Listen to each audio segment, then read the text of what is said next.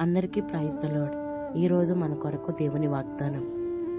నేను జ్ఞానిని కదా అని నీవు అనుకొనవద్దు. యెహోవా యందు భయభక్తులు కలిగి చెడుతనమును విడిచిపెట్టుము. అయితే దేవుడు మనతో ఈరోజు మాట్లాడుతున్న మాట ఏంటి అనంటే, మనకున్న జ్ఞానమును బట్టి, మన చదువును బట్టి, మనకున్న వాటిని బట్టి, డబ్బును బట్టి, ఆస్తులను బట్టి మనం గర్వించవచ్చు.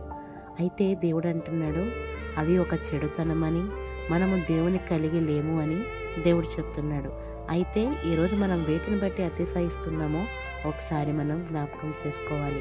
కాబట్టి ప్రతిరోజు మనం దేవుణ్ణి అడగాలి, దేవా నేను నిన్ను బట్టి మాత్రమే అతిశయించాలి, ఇంకా వేటిని బట్టి కూడా నేను అతిశయించకూడదు, అది చెడుతనం కింద ఉంటుంది అని దేవుడు మాట్లాడుతున్నాడు. కాబట్టి మనం అట్టి రీతిగా ఉండకూడదని మనం నిరంతరం దేవుణ్ణి అడుగుదాం. ఆమేన్.